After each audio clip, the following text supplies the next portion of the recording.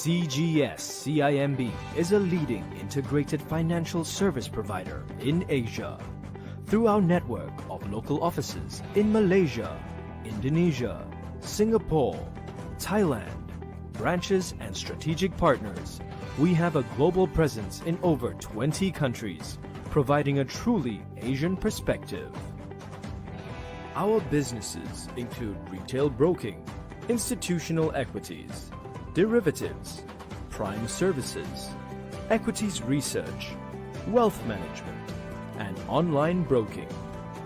We also offer a range of Islamic services, such as Islamic stockbroking window, Islamic cross-border trading, Islamic securities selling and buying negotiated transaction. Backed by an award-winning research team, we have one of the most comprehensive research coverage of over 800 stocks in the region. Our strong research capabilities form the backbone of our product and service offerings, connecting clients to opportunities. CGS-CIMB, your financial gateway to Asia.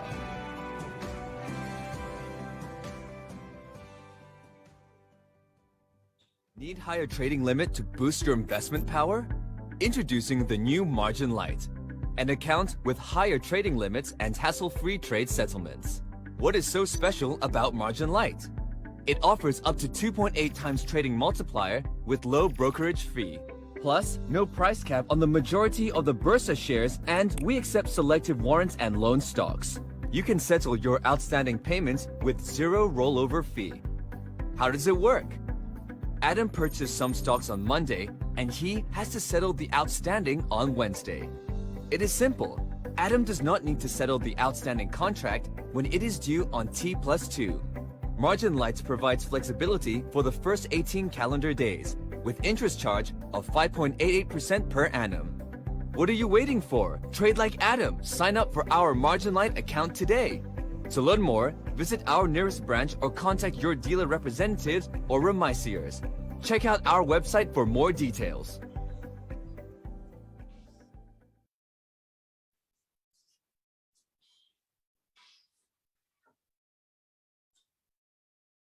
Okay, a very good evening to all of you.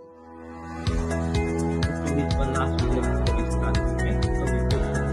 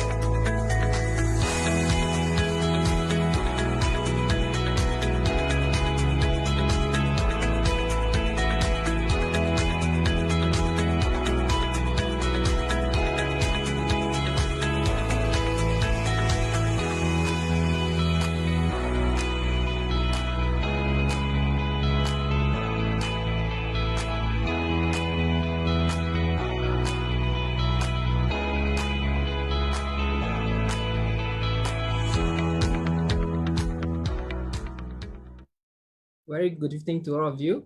I hope you had your dinner. I'll be having a late dinner tonight. Okay, this is our first CEO chat series for the year, and we are glad to have Mr. Chew and the team to join us to present their corporate briefing so that for retail investors. Just for you guys to know, this video is also live on Facebook, and CGS-CIMB is officially live on Telegram, so you guys could actually follow us from information on our research reports and everything which we will send in the morning. All right, Alicia, over to you for the corporate video.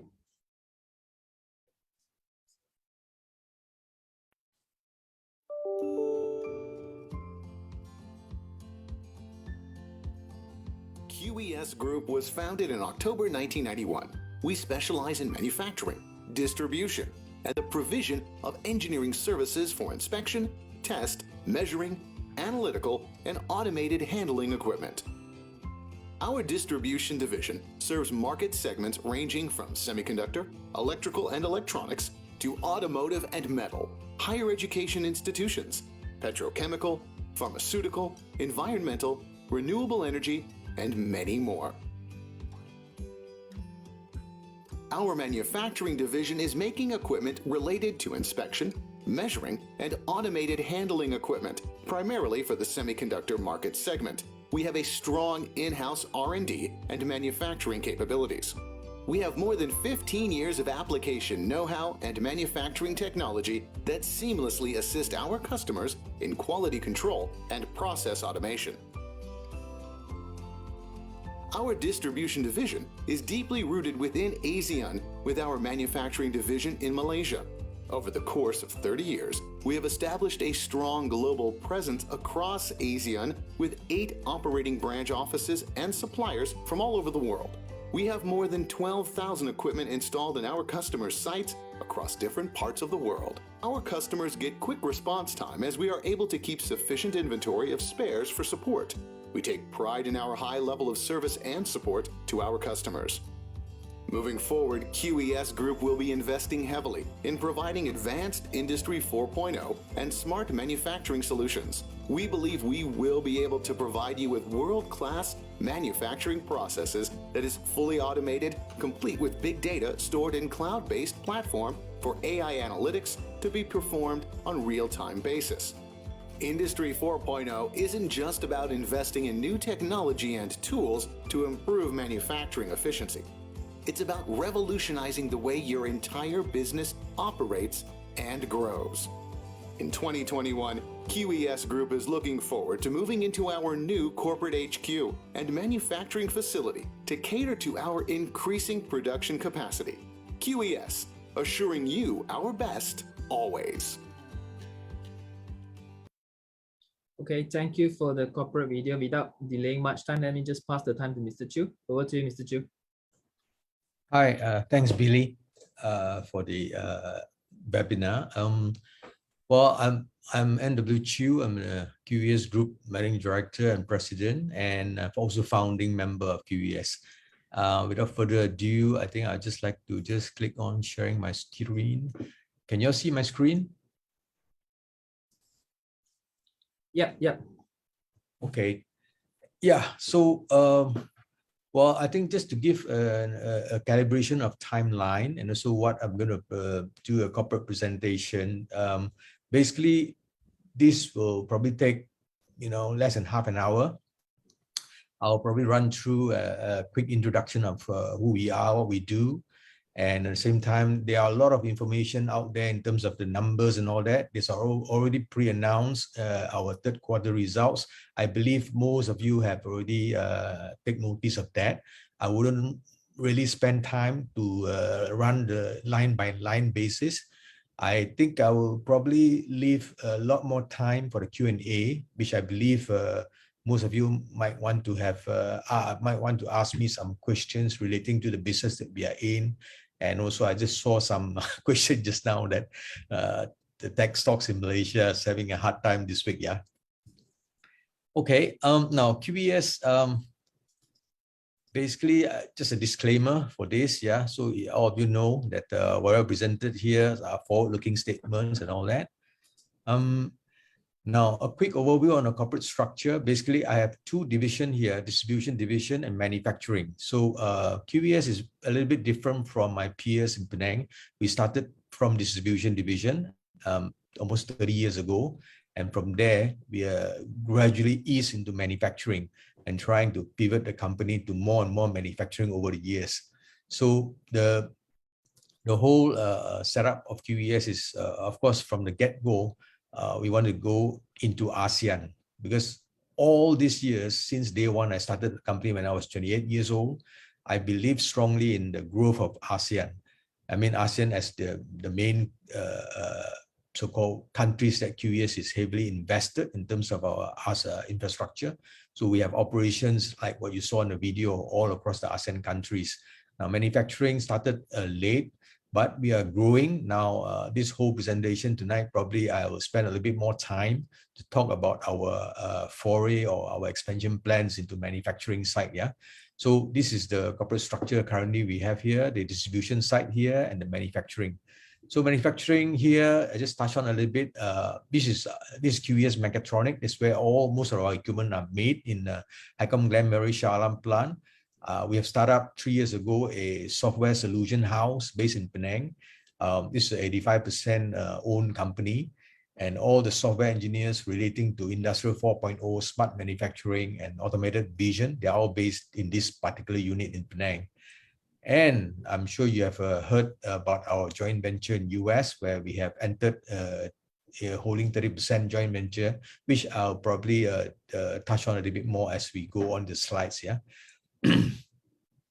Now, yeah, this is again just an introduction. We started 1981, and over the years we have expanded through 30 years of growth, I would say. And of course, there's up and down. So this group of companies that we have is very resilient in terms of we have gone through 3 major recessions. So I think, all in, I think we are pretty much have certain core, I would say, core strength to actually withstand any shocks that is coming along the way, if any. Yeah.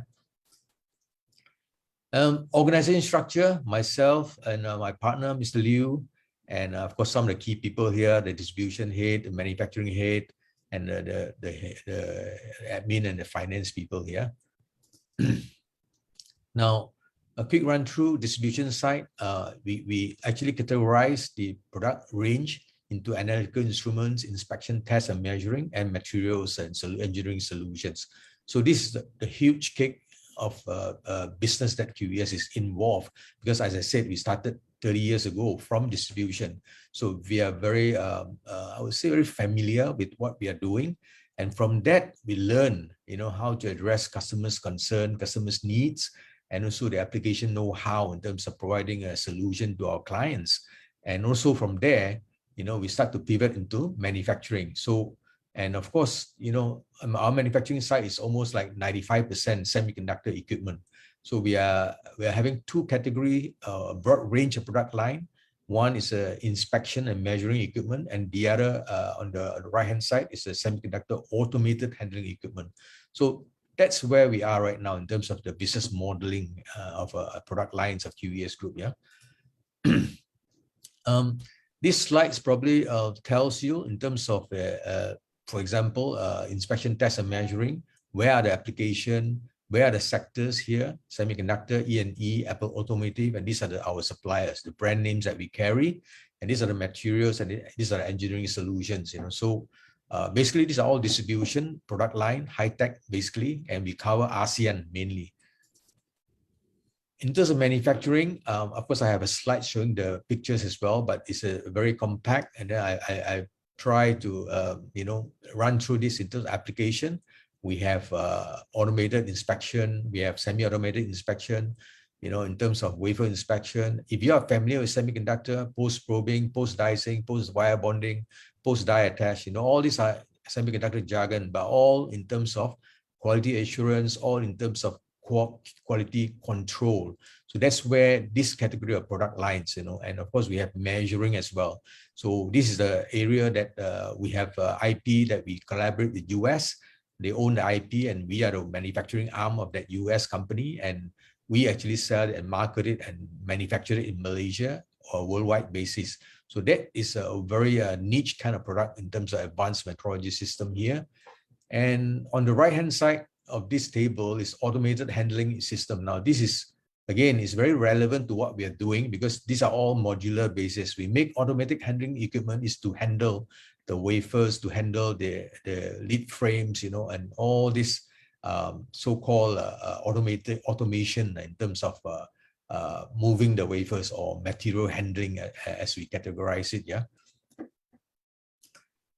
And quickly run through, this is, as I said, the pictures of, you can see all the semiconductor process, and this is where our equipment, our own manufacturing equipment.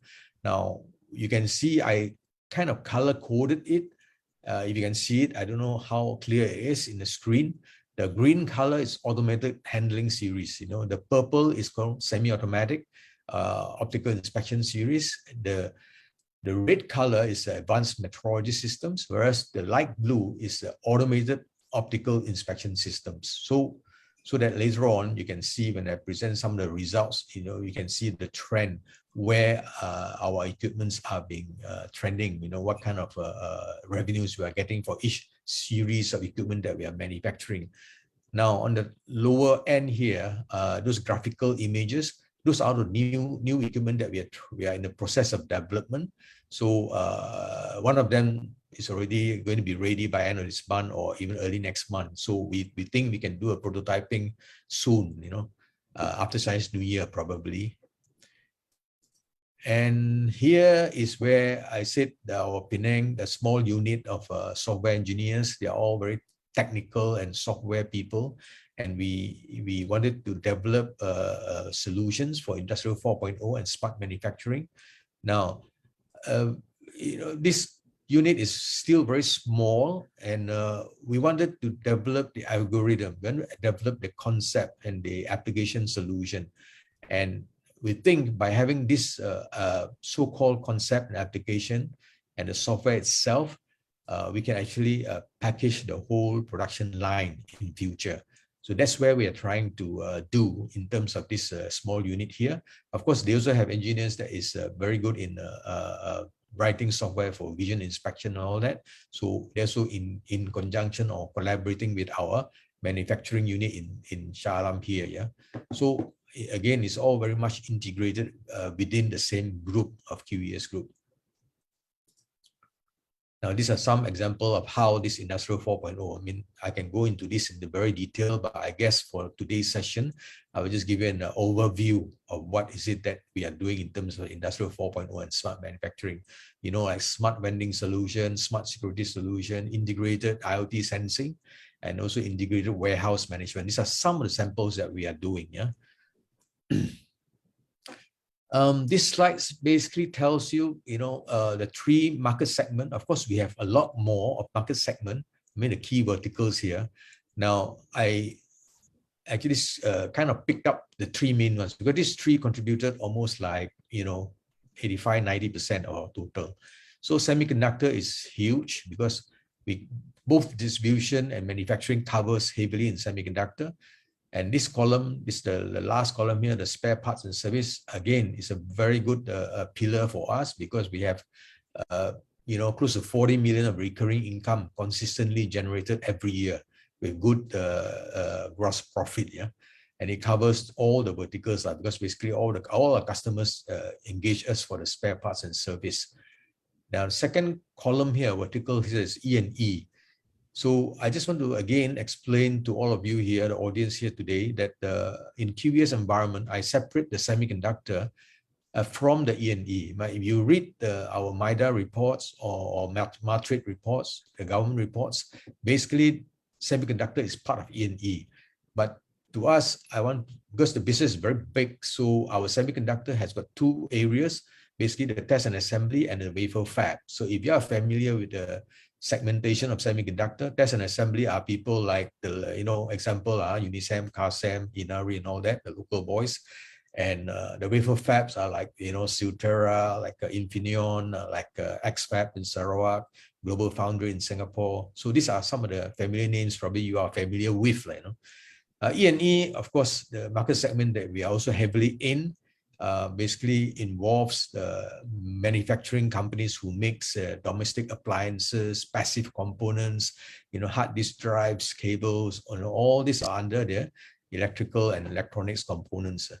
The third pillar is automotive. Anything related to automotive, we are also heavily involved in that. The car makers, the tier 1 suppliers, the engine makers, even the cable makers, they all classify under automotive. The metal people who makes metal to supply to the automotive related kind of business, they are all housed here. Example, Press Metal is a customer of QES, so they make a lot of aluminium, and aluminium is supplied to the automotive industry as well, whether it's EV or traditional diesel engines and all that, they use aluminium, they use metal, so that's where we are in right now. In terms of the customer segments, of course, I have others, mining, government, academia, and all that, but these are all very, very insignificant. I would say a few percent here and there. Basically, very diversified. The story of this slide here is QES Group has got a good diversification in terms of our market, our industrial segments, so that we are not really subjected to heavily so-called volatile swings, like for example, semiconductor, maybe it contributes about 45-50% of our total revenue, and electrical and electronics is another 20%, automotive is another close to 20%. So that gives you a variety of industrial segment that we cover. Yeah. Again, as I said, I don't want to run through this in detail, but all in here, you look at the results, we're showing very, very positive growth, 9-month year-on-year basis. You're talking about 9 months of September 2020 and 9 months of September 2021. You're talking about revenue growth of close to 40%, and the profit after tax growth of over 118%. So, all looks good in terms of the numbers. Yeah. Again, this is just the same slide showing what I've just now said. So I just quickly browse through that. Again, these are some of the quarterly financial highlights. And you can see it in I'm sure you look at some of the apps out there, they show all these kind of quarterly reports as well. So I will not deal so much on that. Similarly, these are all the revenue growth. I have just explained gross profit growth of 54%, PBT of 114, and PAT, of 118, so all these are very good numbers. Now, this slide is important because we are very cash rich as of now. I think the company has cash and cash equivalent about 72 million up to Q3, and this is also growing as we make profit. I believe the cash pile will start to grow as well. Gearing ratio, very comfortable, 0.31. So, you know, in case in future I need to do any merger or acquisition, all that, we are comfortable to do that. We are also comfortable to leverage up slightly a little bit to gear up, so to speak. And these are now some of the other ratios like the earnings per share in terms of the current ratio and all that. You can have all this information. Even our website will show the information that I've tabulated here. Yeah. This table I will just quickly run through as well because I used to do that in my quarterly review updates. Now you can see here year in year Malaysia, I classify as the revenue from Malaysia is growing heavily. 64% is huge jump. Yeah, ASEAN is 32%. So as I said, ASEAN we have infrastructure in Singapore, Vietnam, Thailand, Philippines, Indonesia, a full-fledged infrastructure. We are very different from a lot of my Penang peers because I have operations all across ASEAN with average of, Singapore, of course, maybe not so many people, maybe 13 or 12 people, but Vietnam is like 30, Thailand is about 30 people, Philippines close to 30, Indonesia close to 30 people. So quite a big, sizable workforce are spread across ASEAN, and to generate that kind of revenue from ASEAN. And I still believe ASEAN is the area that we should focus and concentrate on going forward the next 3 years in terms of growing up the company. Because all these are, whether you call it recovery after the COVID or a future industrialization of ASEAN, especially countries like, Indonesia, Philippines, Thailand, Vietnam. Singapore is very advanced already. So we have this kind of teams that is knowledgeable across all the different countries because handling very, very high technology, full automation, or countries that is about to embark into that. So we can leverage and share this know-how to grow the business across ASEAN. Yeah. So again, this is something to us is very dear. We have built this over the last 30 years, and it's very important part of our growth story here.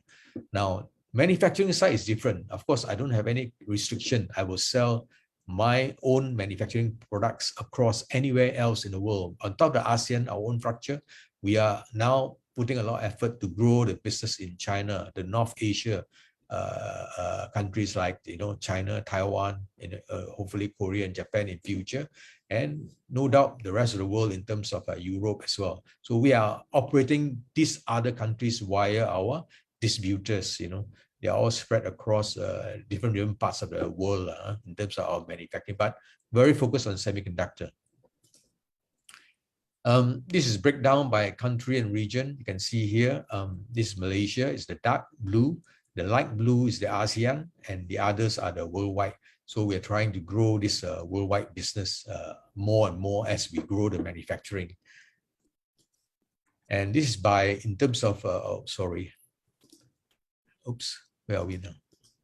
Okay, here is like by division, where, as I said, you just look at the dark blue, of course, it's the traditional distribution, but I like to point out here in terms of the light blue, you can see year in, year out, quarter in, out, very consistent, ranging from 20-something to 25% of our total revenue. And it's very consistent, every year about close to 40 million ringgit of revenue comes from our recurring income. And these are very good profit margins because, it's just basically it's the human, our engineers, our know-how to service or provide that kind of support to our clients. The gray column, these are the ones that I'm trying to expand the manufacturing segment over the next 2 years or 3 years. Hopefully, I can grow it to around 30-35% or even 40%, if the market really warrants that, or we can grow by merger acquisition as well. Industrial, as I said, semiconductor, automotive, and E&E. So the dark blue is a semiconductor. 40 to 50% of our revenue comes from semiconductor. Now, semiconductor, as I said just now, is categorize it in terms of test and assembly and wafer fab. So I hope you understand the difference, because wafer fab is is a big boys game. So, but we also heavily involved in that as well, providing parts, material, facilities, and also some of the equipment solutions. The light blue ones are the automotive, and the purplish, these are E&E, and the others are the gray color. So that gives you an insight of what kind of customers that QES Group is really having the base. So that's a good, if you ask me, it's a good thing. Now, as I said earlier on, the manufacturing equipment, we color-coded it, and I just want to show you the years. Like the OI is a semi-automatic, it's very, yo-yo here and there. Basically, it's semi-automatic equipment solution. The AOI here, I hope to grow this more and more, hopefully. And automatic handling, you can see the trending here. And advanced metrology is very lumpy because these are all like expensive equipment, but very technological based. So 1 year we can have 1 or 2, then the other years don't have, that kind of thing. So, but overall, we think that we have some advantage by having this IP that collaborated with the US company. And our SMS is more like the smart manufacturing series. So you can see it's very small right now. I think the next 2 years is an important part for us to grow this. Some of you may ask, why am I going to that? Because I think, everybody knows automation of production line, it become a very key in terms of whether companies are using a way or lights out kind of production methods. And we want to be, really participating in that area of growth as well.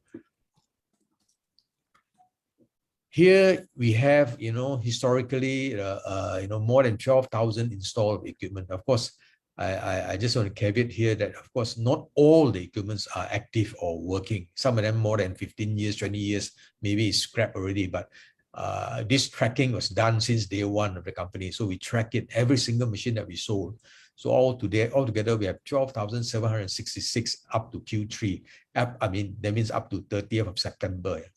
And this is also the base that our recurring income is drawing from in terms of our install base. So you can see, even though the CapEx business or equipment business goes down, but the consistency of this recurring income gives us the strength to grow and try to pivot to others by having this consistent revenue in terms of recurring income. Now, you may ask, what's the difference between QES and others? So as I said just now, I just want to repeat again, ASEAN is very important for QES. We grow, from day one, I wanted to grow as ASEAN because I believe ASEAN has got, close to 700 million or 700 something million people. So we think that this is a good base to work on, and with the RCEP coming in, I believe all of you have heard about this regional economic cooperation where ASEAN mooted this idea, and then China, Japan, Korea, and Australia, New Zealand all jumping on board. This is good for ASEAN, so I think we can grow the next 3 years, in terms of this. Once Malaysia also sign up in terms of RCEP, I hope, the government of Malaysia signs up as well. Now, a very large pool of 280 experienced engineers and technicians. Sometimes money can't buy. These are all human talents that have been, carefully nurtured over the years, and they are an important part of the business because it generates income. They are talented. They create new products for us. So we really hope to take care of all of them. Yeah. And as I said, large install base, 12,000 machines worldwide. And after the IPO, we put a lot of extensive R&D. We are looking at about close to 7-8% of our revenue of the manufacturing, not the total of the manufacturing, to continue developing and coming up with new product lines. And very diversified, 3,800 customers, primarily, as I said, from semiconductor, E&E, and the automotive sector. So 3,800 customers across ASEAN and other parts of the world. So that's a good thing to have. And of course, we are trying to provide a one-stop solution Why is this important? Because nowadays our customers, the big giants, like for example, Intel or Micron or NXP or ST Micro and all that, they prefer to deal with an established and a large entity that has got the infrastructure of support across worldwide, to support them. And they wanted that. So I think this is very important for us to leverage on that. Yeah. In terms of, somebody asked me, why do you want to invest in QES and why do you think that QES is good? Yeah, again, as I said, keep on repeating, very long established company that has got 30 years of experience in terms of manufacturing, distribution of all this test, inspection, measuring equipment. Very diversified market segment, but focus on E&E, semiconductor and metal, automotive. And regional presence, and we have plans to expand to China via QS Hong Kong. And that's also something that is kind of stunted because the last 2 years we can't travel to China, but it's still ongoing. We still get some orders from China customers, even though we can't travel. We are working with our distributors in China to try to expand some of the business there. Strong financial balance sheet, as I said, cash flow positive, gearing ratio of 0.31, net cash 71.5 million as of 30th of September. Very stable recurring income, consistent, 40 million, kind of good general, good GP, like gross profit. Highly qualified, experienced management. Yeah, I'm a founding member. I'm still running the show. I have my team that most of them are with me for the last 10 years or more. And of course, we are now putting a lot of money to do extensive R&D as well. So these are some of the key investment merits that I can highlight. Now, a few more slides here is basically just to update what are our planned activities. Now, we are supposed to move in our new factory in Highcombe Glen Mary. We acquired a factory somewhere last year for 21 million. It's a 5-story, including a basement parking. It's just 2 streets away from my current place, and we will expand, growing the size from 39,000 square feet to about 81, and a lot more focus on manufacturing to basically increase the capacity and also capability of manufacturing. And we think we will move in by end of March, so it's almost ready. I think I have some pictures to show you all later on. The joint venture with US is also ongoing. I think the factory has been almost ready. I can show you the pictures later on as well. It's a rented detached factory in Batu Kawan. And we also acquired 2 acres as we announced in the announcement in terms of Bursa, and also there's some press event that I can have some pictures to show all of you as well. Now, this is in conjunction with our expansion in Batu Kawan. Same here. I think we will probably have the factory maybe at least 100,000 square feet, and trying to forecast in terms of employment there, close to 100 staff, because that will house our second plant of QES Mechatronic, the QES Vision team, the joint venture, and also our distribution. Everybody will house in the same expansion there. You asked me why I want to go there. Of course, I think most of you know Penang now is very matured in terms of supply chain. So we want to leverage that. So we think most of our key customers are all around Penang area. So this is very important as well, to be close to our customers, to work with them. And we have our joint venture in there as well. That is to support the semiconductor, medical tech, aerospace sectors. That's where the applied engineering US is quite comfortable with the technology that they have. So we can actually participate by, even though it's 30%, but I think it's very important for us to move up the value chain, so to speak. And of course, continue developing the Industrial 4.0 and smart manufacturing solutions, where we are trying to offer a solution to the large multinationals and the SME companies that is hopefully doing a lot of automation the next 3 years or so. Manufacturing, order intake is very strong, but delivery has some concern. I believe you have read a lot of reports and all that. Basically, we are also having the same issues of supply chain issues. So a lot of equipment's been stunted. We are wanted to deliver, but we couldn't, so all these are playing a kind of a little bit of delay in terms of some of our orders that we're supposed to fulfill, but we could not fulfill it, And we believe some of the new products that we are already completed that can be duplicated to really capture some of the so-called the growth in terms of EVs. So we have sold a machine that basically the customers doing semiconductor wanted to inspect fully automatic the IGBT power device, which is extensively used in EV. So we think we can have a lot more market over the next 1 year or two. Yeah. So similarly, some of these products have been sold to a high-end customer in Singapore. They are also extensively using some of the chips and wafers for the EV. Yeah? So we think there's some growth area in terms of this series that we have been developed and trying to launch some of them. Yeah? Distribution division, very, very strong. I think for many years I've into this distribution. Last year, 2021, is probably the strongest that I've ever seen in terms of order intake and also the revenues generating from distribution division. And I mean, it's the same thing, coming from a semiconductor and E&E based kind of customers. Yeah. Not to discount the automotive and metal is also showing very good growth, but very stable. Yeah.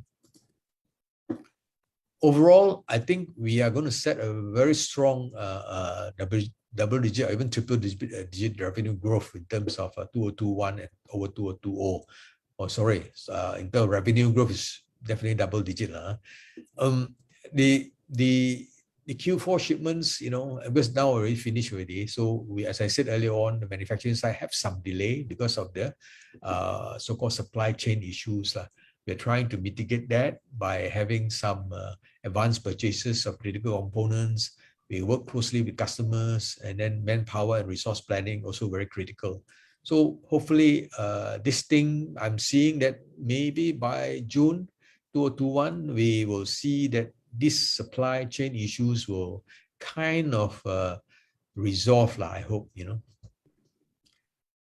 And going forward, 2022, I would think orders intakes from 2021, even the last quarter itself is strong. So a lot of shipment will be carried forward to 2022. So I'm expecting very strong momentum to continue. Our customers are telling us that they're not stopping. They're continuing to ask us to deliver faster.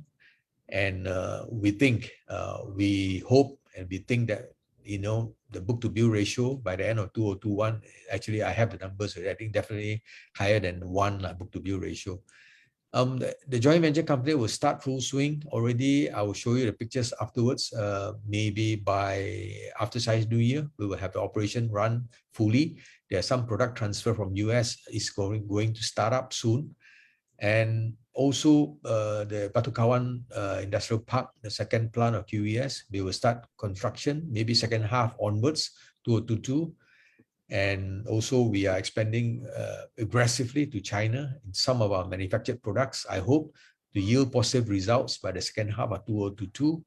And again, I'm not concerned about the market because, if I read correctly, most of the whatever said the last 2 years or 3 years is still ongoing. A simple example, even today, Malaysia has not run fully the 5G. A lot of ASEAN countries are not even running the 5G fully.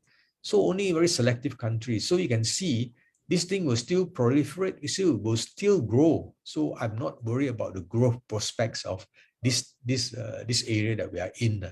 So I would think, the demand for our products and services will still be trending upwards.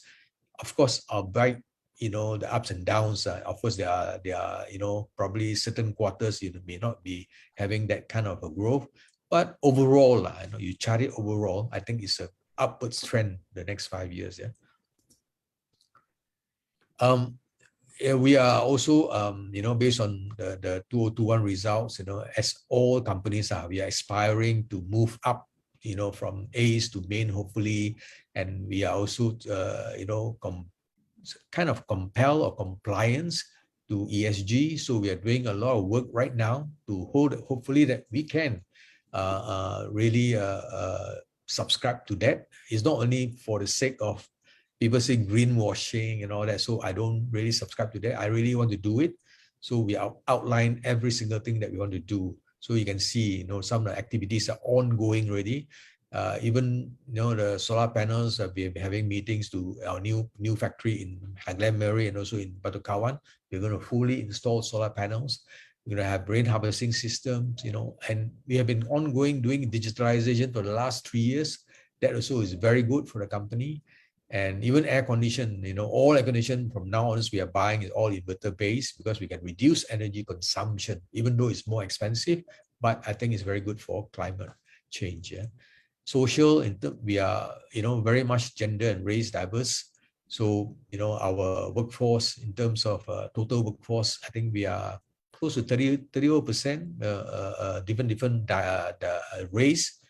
That's important as well. And then in terms of women, I think we are also trying to comply with the 30% percentage. And workplace improvement, all this donation and assisting the poor and handicapped is part and parcel of our DNA. I hope all our staff will have this kind of follow through. Governance, I think you can read that as well. So it is important for us to do that so that the stakeholders, the shareholders, they are being protected. So we always subscribe to that. The next few slides is, as I said earlier on, this is currently we are building in the Highcom Grand Mary. The clean room, ISO 6 clean room is on the way. I think the last I went there is almost ready already. Manufacturing floor, these are some of the pictures. And these are the outside building facade. I think also this picture was taken last month. So this month, a lot of changes already. Some of the things are up already also. So I really hope that we can move in by March. This is just an artist's impression of the new site. And as I said, some of the pictures here, I just want to share with all of you the Penang Invest and also PDC. They have invited QES to join in their press conference in terms of our investment in Batu Kawan. So I'm here, and the Chief Minister of Penang and also the JHM, the so-called the two companies that selected in that particular press conference to announce the investment. This same thing here. Now, this is the one that I'm talking about, our joint venture in Penang, together with Applied Engineering. So I think I took this picture when I was in Penang. So and now I asked them to take the picture. So it's already almost ready lah. So it's about to run, So I think by end of this month, there'll be all the facilities will be up. Yeah, this is another pictures of this Applied Engineering. Right, some of the offices and all that. Now, just an update, our private placement that we did is very slow. Uptake is very slow because of the so-called the MCO and the FMCO and all that. But we are starting to consume some of the private placement money that we obtained quite a while ago, actually. These are some of the slides. I will not run through it so detailed, and just tells you the market, the potential, forecast by all these semiconductor bodies, whether it's IC Insight or SEMI organization and all that. And these are wafer fab, it's our potential. You can see China, Taiwan, all this having so many fabs, and each fab is easily 15 billion and above US dollars. So I think the potential is huge. All right, that basically, ends the presentation. Then I just wanted to go quickly to a Q&A, yeah? Yeah, thank you for very comprehensive briefing by Mr. Chiu. Okay, so we're just gonna quickly start with some of the questions that I'll pick up. There's the first question that asks about, FY 2021, we have seen a double-digit growth. Is it due to the low base in FY 2020, or do you see FY 2022 to repeat double-digit core profit after tax growth again?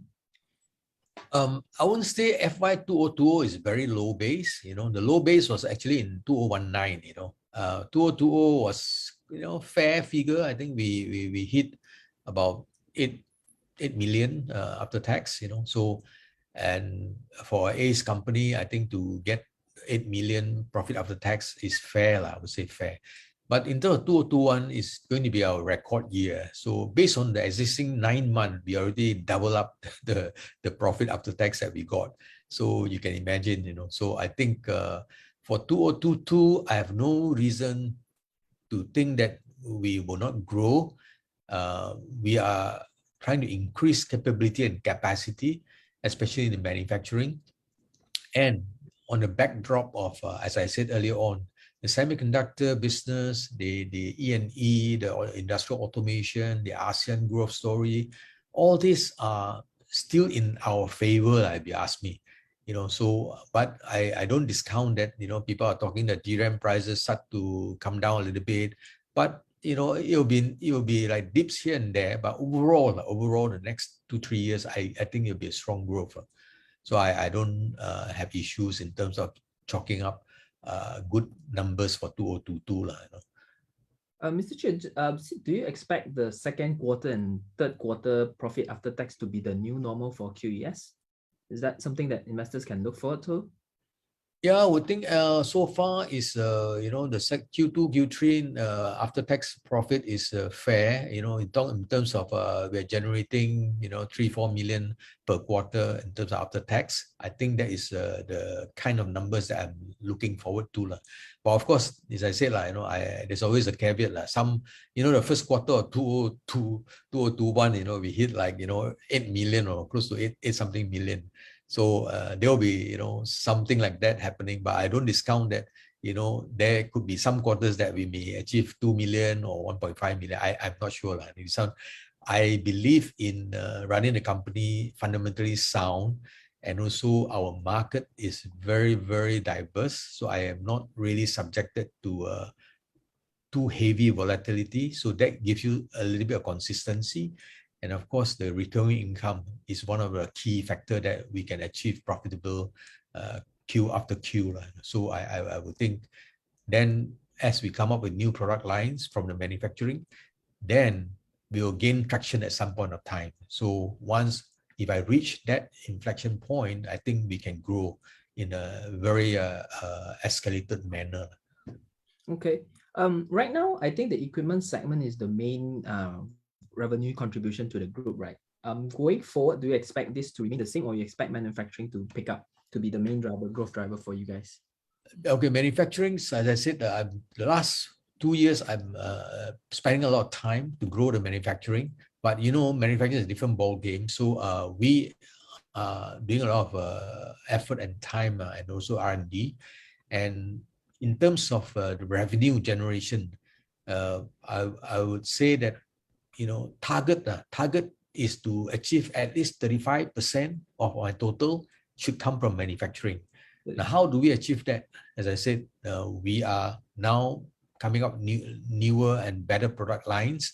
We are also extending our coverage to China, where the semiconductor we think is going to be booming the next 3 years because of the US and China kind of a trade restriction.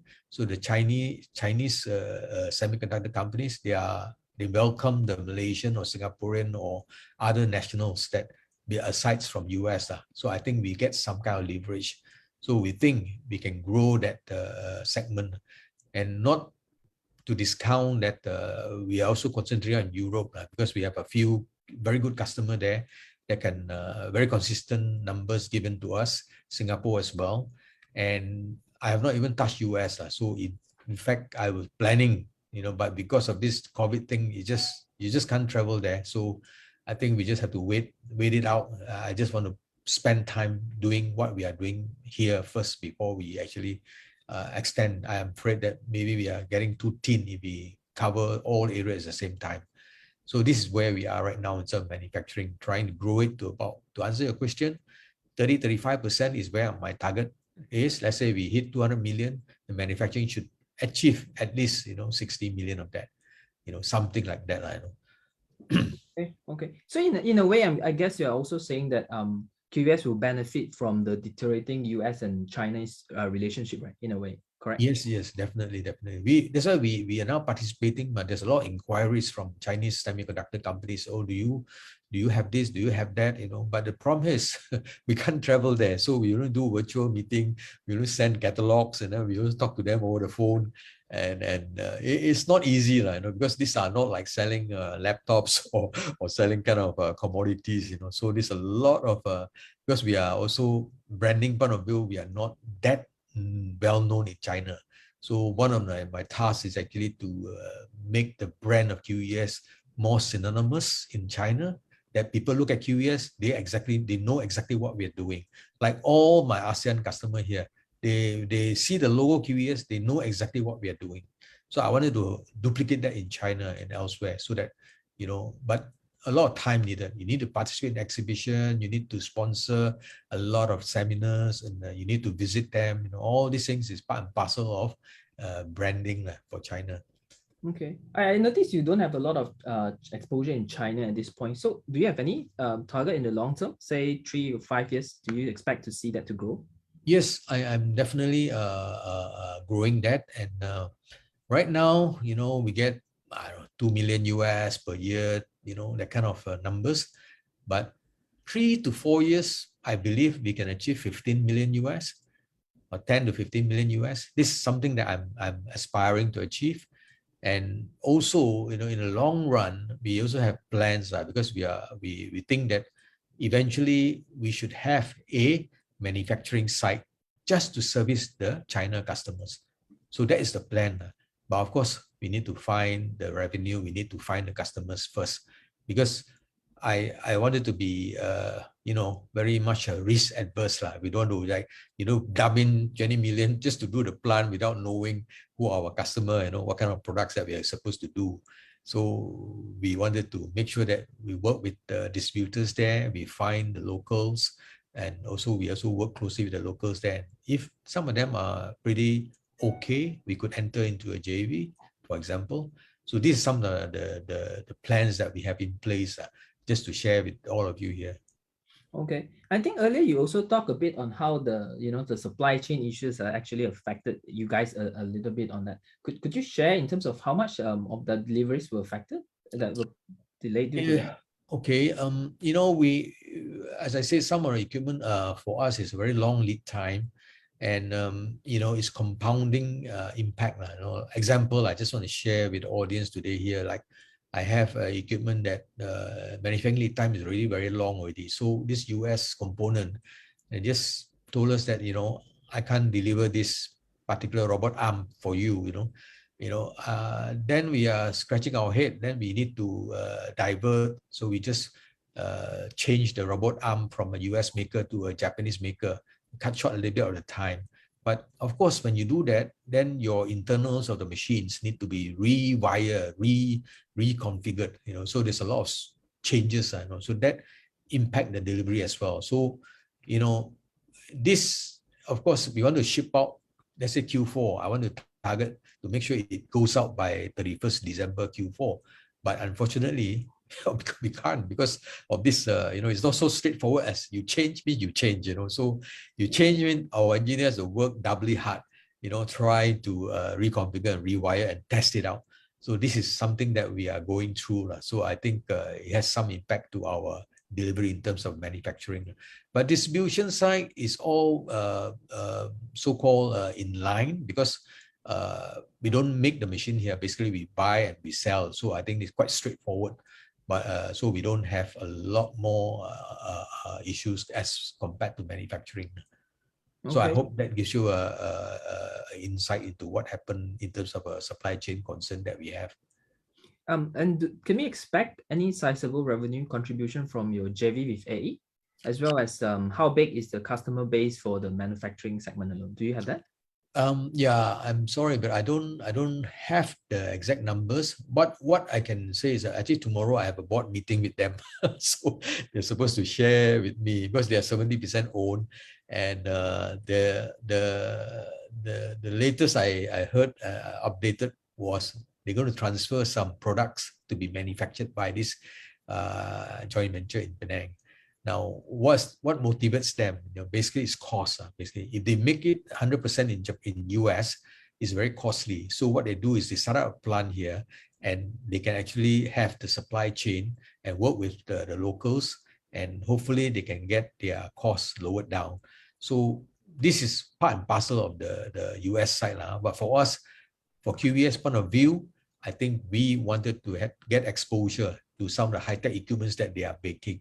So their clients are involved in robotics, involved in wafer fab, involved in the medical technology. So that's important for QES because we are making equipment as well. So at some point of time, I think some of the complicated equipment, I can actually ask them to help me to do a new product NPI, we call it a new product introduction, where they can do the blueprint together with us, and eventually we can do the mass production, mass manufacturing. So we can actually cut the time to market, so to speak. Like usual, maybe I need probably 3 months, 4 months to time to market, but I can cut it to half the time. Then I will do it. So that's one of the reasons. But to answer your question directly, I don't have the numbers with me and how much I contribute in terms of the revenue and all that. I don't have it right now with me. Okay. I think there's also a question on the R&D that you guys are doing. It's just basically asking what's the focus of the R&D and how much resources are put into it. Yeah, the R&D is basically still semiconductor equipment. We are doing a lot of work on that. A sizable amount has already been spent on the wafer inspection, the AOI, where we think there's a huge market out there. So I think total addressable market could be, in the range of 70 to 80 million US dollar, just ASEAN alone, We're not talking about China, Japan, Korea, and all that. So we think it's all dominated by 2 US makers. They're selling, the ASP is probably about close to $1 million US a tool. And we are trying to develop something that maybe technically we cannot match them 100%, but in terms of cost of ownership, if you can do it for 650, 600, why not? So if customer is willing to try out, yes, I think we can be their partners as well. After all, we are doing the semi-automatic version of that. So to me, there's a natural progression in terms of getting the fully automatic version to our existing clients or user of semi-automatic wafer inspection. So that one is going to be ready, supposed to be by end of this month, but I think Chinese New Year and all that, maybe I give and take, maybe February. So this is some of the R&D that we have gone into that for the last 2 years, quite a long, lengthy process. And of course, along the way, so we have like what I have shown just now, some of the so-called automated vision inspection, still very focused on that, but application in terms of semiconductor chips for EVs, the growing market, IGBT, the wafers, the SiC wafers or the GaN wafers and all that, that requires new inspection capability and tools. So we are seeing that, we are hearing that, because some of the customers tells us that I need to inspect this, I need to do that. Because why? Because I'm producing silicon carbide wafers, and then these are, is for basically for power devices to power up or run the EVs. So we think that it's a huge market for us to tap by having this type of product lines. So I hope that gives you some colors into what we are doing as well in terms of R&D. Okay. There's also a question on the book-to-bill ratio for this year. Do you have that number? Okay, I think 31st of December, total, I think our order book is about 91 million. Manufacturing is about 8 point something, distribution is about 80 something million. So that is up to 31st of December. Book-to-bill ratio is about 1.1 on the average. Okay. And we've talked quite a bit on the good stuff. So there is some questions in terms of risk. What do you see is the biggest risk to QES for coming year? Coming year is the biggest risk is, of course, to me personally, the market, I couldn't catch it on time. Okay, that's the risk that I'm facing. Basically, I wanted to grow and catch and optimize the market strength right now is having. So if I develop a product line, I may be slow, I may be late, So of course you spend money already. So if you are slow to catch that. But again, as I said, based on whatever segment that I look at, I think if I miss this quarter, I miss next quarter, it's always more opportunity for the next 2 years or 3 years down the road. So that risk can be mitigated easily. Now, other than that, I think competition risk is always there because I'm competing with some of the big boys. So like the wafer inspection, Vitrox is always there. I mean, I don't compete head-on with Vitrox, but they only have one product that competes with us directly, which is the wafer inspection, which we are now developing. They already launched it probably earlier.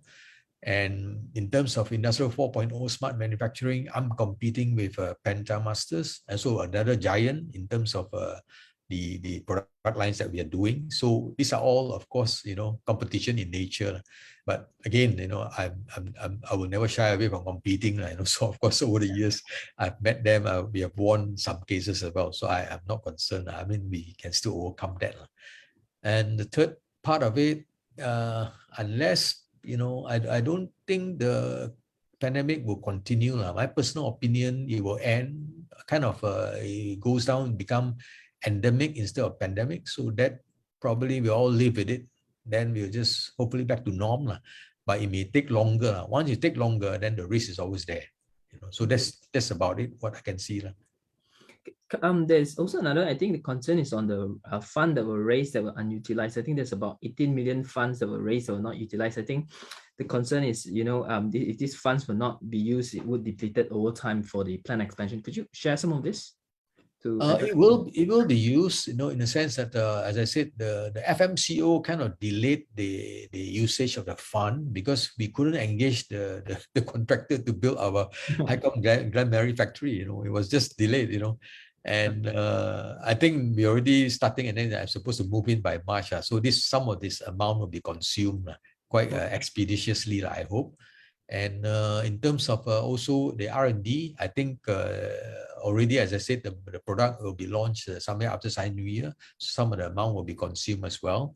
So rest assured, whatever we have asked for shareholders in the private placement money, we will definitely consume it. And in China, we allocated some amount for China, but I can't spend it at all because why? We apply, we talk to the Chinese government, we talk to the Chinese embassy here. They just say you can't go, So what can I do?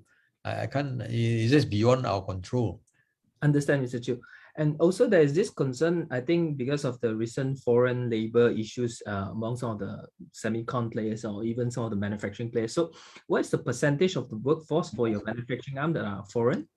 No, we don't really have a lot of foreign because, as I said, foreign workers, because we are our workforce. Of course, you're talking about if I have a Singapore operation or Thailand operation or Indonesia or Philippines, these are considered locals there. You're talking about foreign workers in our Malaysian operation. So that part of it, we have, I think, almost zero, maybe one. Okay. So because all of them are locals, engineers and all that. So. Okay, and also I think because of the inflation that we are seeing, there's a concern in terms of the increase of the raw material costs, and will this be passed on to customers or how, or will this affect your margin going forward? Yeah, I think usually if the bill of materials, if the price is too high, and if it does significantly contribute to the total overall cost, then we'll try to work out a win-win by having a sharing basis with our customers. But if it is insignificant, I mean, it's a small percentage of total price because the material is we say, it's, for example, it's just let's say the BOM cost of the total machine is, let's say, 20%, and then out of the material is only 5% of that 20%. Then probably we just absorb it and just move on. So we try to have a good win-win scenario with our clients. So I don't foresee that we will load too much on our customers. You see, most of our customers are big multinational customers. So the moment you just say, from now onwards, your price is going to be like 30% higher, they will say, okay, bye-bye. Okay. All right. Due to time constraint, I'm just gonna take this one last question. Mr. Chu, basically, how do you see QES in the next 3, 5, or 10 years? In the longer term. I mean, personally, I'm a long-term investor, so I want to know what's the long-term vision that QES has. Okay, that's a good question. Now we as I said earlier on, we started from distribution. Now we are trying to pivot the company to more and more manufacturing base, and hopefully, eventually, we will have the 35-40% of our total revenue from manufacturing, and of course, based on any company. So right now we are in A's market, so we are aspire to move up to the main board. So that's also in the pipeline. So we think with all the approval done, with the results out there and the cash flow is positive and all that, we will submit the application hopefully once the year end finish and all that. So that is also one part of the plan to migrate to main. And in terms of growing the company in terms of the ASEAN base, I think there's a huge potential. I will always tell all my ASEAN people, I mean the infrastructure that we have, there's no limit to growth. Thailand, for example, Indonesia, for example, Philippines, for example, Singapore, even Vietnam, it's a huge potential. So these people can be groomed to grow the business further and further. And then with QES financial strength as a listed entity, I think we can go much, much faster and higher over the next 5 years. So that is where I hope to bring QES to that level. And hopefully the market will speak for itself once you have the year in, year out in terms of the profit, and hopefully it's dividend paying stock as well. So then it's all my plans to hopefully bring QES to that level. So if you are long-term shareholders, I hope you are with us. Then we will definitely do our best to meet whatever aspiration that we have set. It's great to hear from you, Mr. Chiu. All right, I just want to apologize for running over a bit of the time. Sorry for that we take a bit of your time. So if you have any questions, you can just reach out to our team and we will try to get some of the answers for you guys. Those of you who want the slides, we've actually shared on the chat, so you could actually take the chat. All right, it's great to have you. Thank you, everyone. Appreciate it. Thanks, Mr. Chiu. Thank you. Bye-bye. Have a good evening. Yeah.